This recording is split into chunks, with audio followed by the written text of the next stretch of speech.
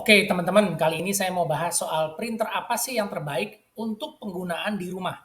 Jadi buat teman-teman yang lagi cari printer atau saat ini bingung mau beli printer apa sih yang sesuai kebutuhan untuk dipakai di rumah.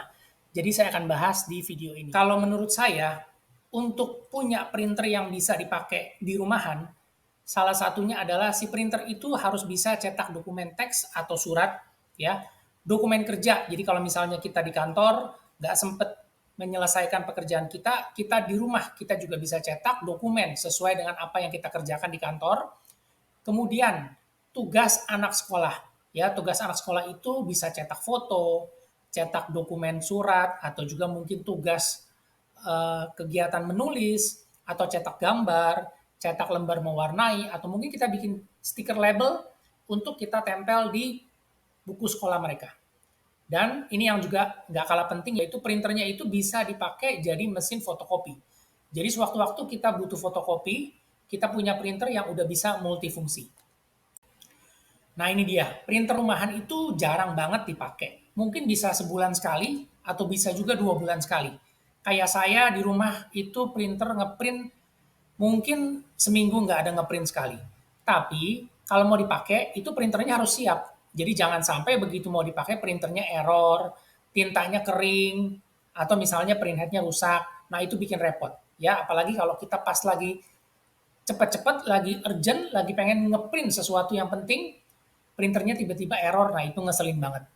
Dan kemudian printer ini bisa dipakai untuk cetak sedikit atau juga cetak banyak. Dan pastinya kalau buat cetak banyak itu jangan sampai di tengah-tengah kita lagi ngeprint tintanya kemudian habis. Jadi kita harus cari yang tidak boros tinta. Jadi kita mau cetak warna, mau cetak foto itu bebas, nggak ada rasa kekhawatiran. Nah ini dia, sekarang kan banyak barang elektronik juga harganya pada naik. Jadi kita mau cari printer yang paling harganya terjangkau. Jadi kita harus cari printer yang fiturnya sesuai dengan apa yang kita sudah rencanakan di depan, dan juga pilihan merek dan juga fitur dan spesifikasinya yang sama, tapi kita pilih yang harganya paling terjangkau. Di Indonesia, merek printer itu cuma ada 4. Saya sebutin dari abjad. Brother, Canon, Epson, dan HP. Nggak ada merek lain, itu yang paling umum. Semua merek ini adalah merek internasional, artinya kualitas produknya handal, dan mereka sudah jualan printer tuh udah puluhan tahun.